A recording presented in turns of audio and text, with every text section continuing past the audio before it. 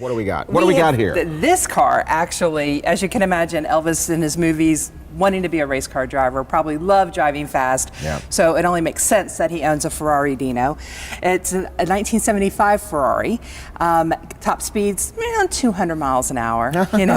I have a feeling he probably made that a few times. Yeah, well, look at the seatbelts inside. Yeah, I was looking at that. It's kind of like, industrial. I always kind of thought that Elvis would have been a NASCAR team owner. Because Yes. he just struck me as the kind of guy who would have been around that world. He would have loved. And he would have had the money and everything, and he would have had the money to have a race car team. And looking at these seat belts, these look like 70s NASCAR belts. They really do, And I mean, and can you imagine at 3 o'clock in the morning seeing this Ferrari racing up and down Elvis Presley Boulevard? Yeah. Which is what I'm told Elvis did once or twice. Yeah, probably so. He probably had one of those buttons that control the stoplights. He probably did, Yeah. or he at least had the dashboard police lights that he would Yeah. just pop on there and just keep going. Yeah. Now, you said this is a very exclusive car because there weren't a lot made of this There car. were not. From 75 to 1980, when they discontinued the make of this model, there was only 840 of these cars made. I'm not sure exactly how many are still in this kind of condition, but there's only one that Elvis owned, and that's this one. And this was a daily driver for him? I mean, probably more of a casual driver, not a daily driver. Yeah. One of those, 3 o'clock in the mornings, let's go, down the street and see how fast we can take it type drive.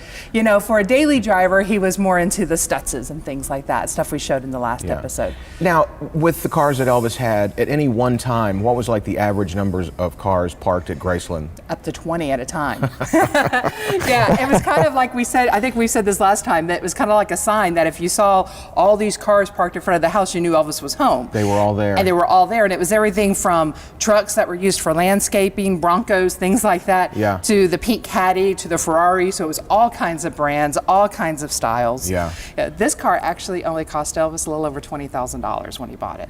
But Try 20,000. buying one today. Yeah, but 20,000 in the 70s was probably was a lot of money. Was a lot of money. Yeah. Now, the cars that were at Graceland that were parked up there that were Elvis's, like this one, were the keys in the car? Were the keys inside? Could the guys, like, if Elvis wanted something, could the guys go grab a car and go pick it up and come back? Or were there... The rule of thumb was that whenever Elvis was home, all of the keys to the cars would be in the cars, ready to go, because you never knew what car Elvis would hop into.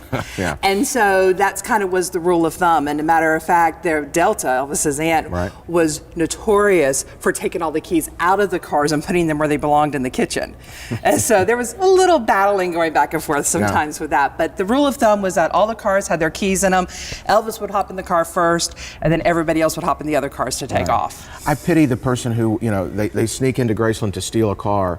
What are they going to do? They can't get out. Yeah, but they can't go through the gates. Yeah, I mean it's hilarious. There's nowhere to go. Yep. So we've got this Ferrari Dino, right? Yes, it's a Ferrari Dino.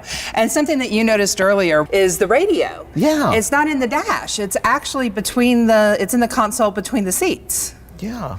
So it's kind of a unique twist. What I love about some of these high-end cars too is it's all about the speed. So the interior is rather sparse and bare. Very simple. Yeah. Very, very. Again, like I said, it looks like it could be the inside of a NASCAR. Yeah. Very simple.